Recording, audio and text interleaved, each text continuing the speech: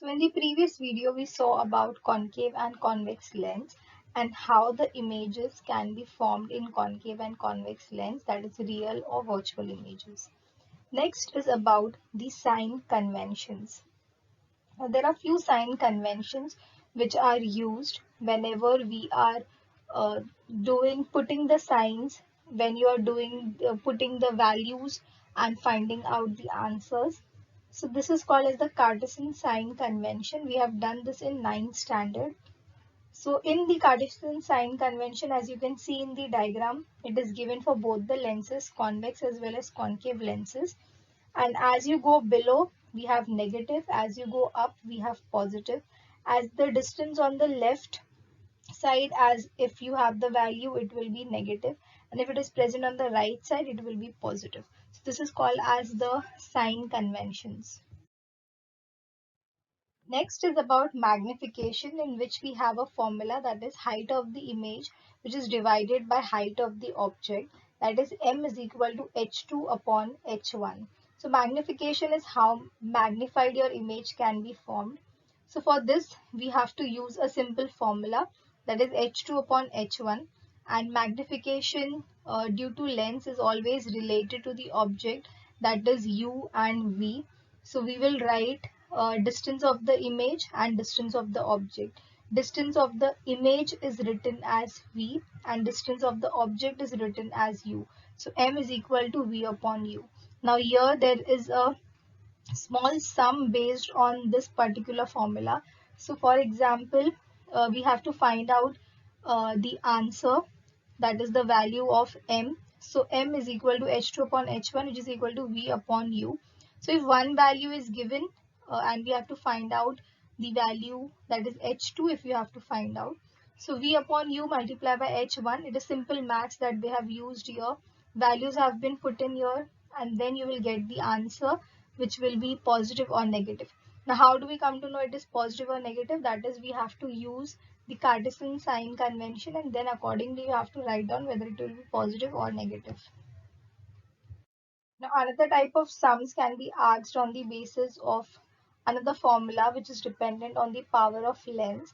Now what is power of lens? It is the capacity of lens to converge or diverge incident rays, is called as its power. The power of the lens also depends on the focal length, and the power is the inverse of its focal length, that is f is the focal length, and also the unit is represented by capital D, that is dioptry. So the formula is P is equal to 1 upon f m. Okay, so if you have one value, that is if you know the focal length, uh, focal length should always be in meters and not in centimeters. So here, as the focal length of convex lens is 20, what will be its power? So focal length will be small f is equal to 20 centimeters. Converted into meters, it will be 0.2 meters. So power of lens capital P is equal to 1 upon f. So 1 upon 0.2, you will divide and will get your answer as 5 dioptry. So this is how these type of sums can also be asked based on the power of lens.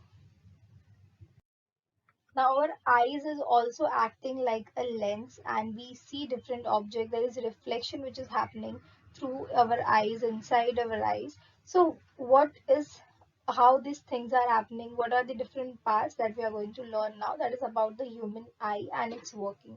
So there is a very thin transparent cover on the human eye, which is called as the cornea. Then we have different other things also. Now why we have the cornea? So light enters the eye through the cornea and maximum amount of the incident light is refracted inside the eye at the outer surface of the cornea. There is also a dark fleshy screen behind our cornea, as you can see here in the image, which is called as the iris. Now the color of the iris is different for different people.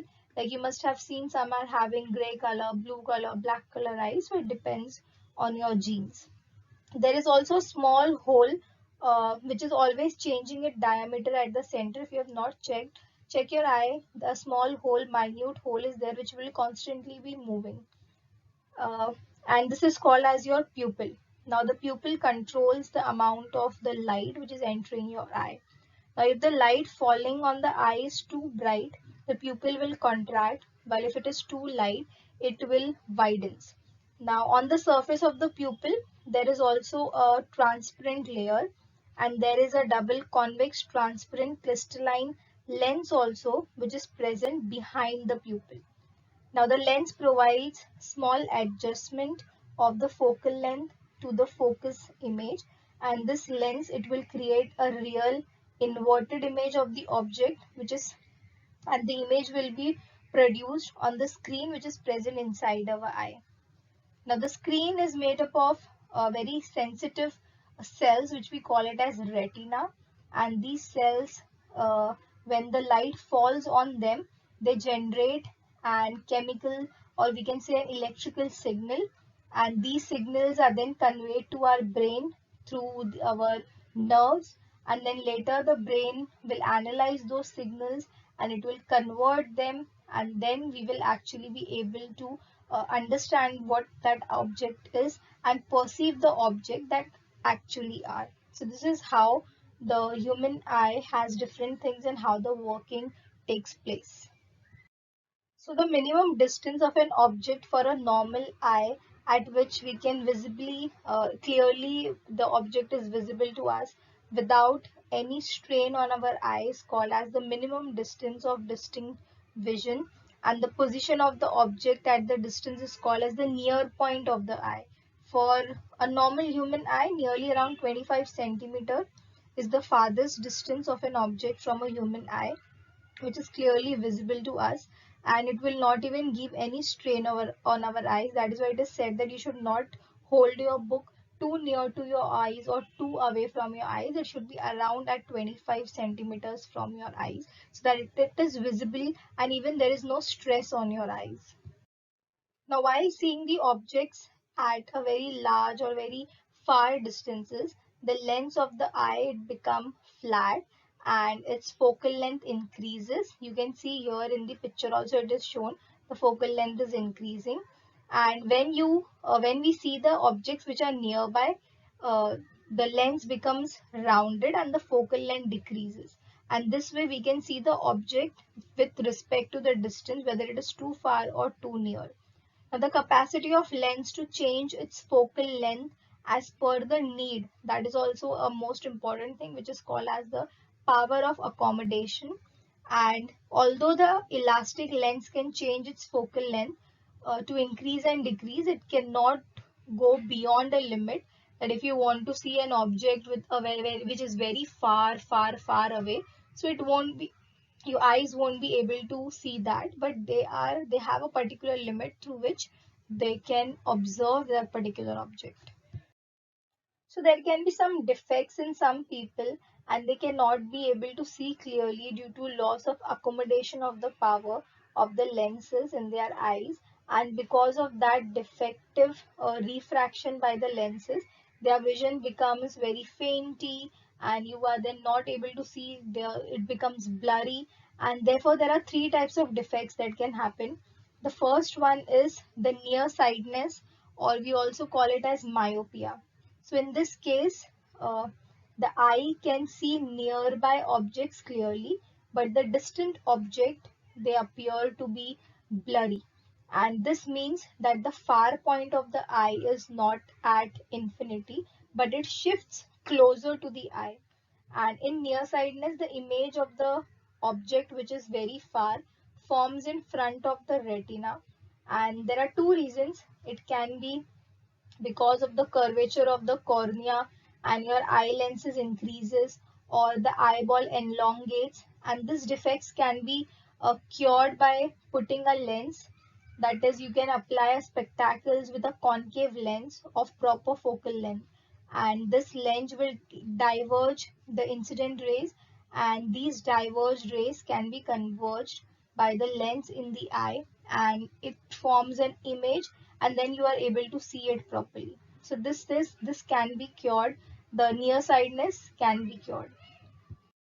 So this is how the focal length of the concave lens, as it is negative. So a lens of negative power is required for correcting the nearsightedness, and the power of the lens is different for different eyes depending on the magnitude of their nearsightedness. Some can have more number, less number, it depends on that. Next is farsightedness or hypermetropia. Now in this defect, this is the opposite of nearsightedness.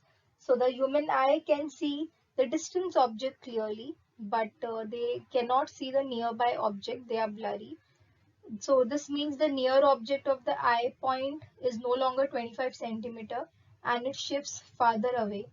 So for this defect can be corrected by using a convex lens now, and also proper focal length should be there. Now this lens converge the incident ray before they reach the lens, and the lens then converge them into the image of the retina. The focal length of the convex lens, it is positive, and therefore the spectacle used to correct the farsightedness, it will have a positive power. And the power of these lenses, it depends on the distance of farsightedness which a person has. So if a person is suffering from nearsightedness, it will have negative power lens, and if a person is suffering from farsightedness, it will have a positive power lens. So if your parents are using spectacles, you can check if they are having negative or a positive power lens.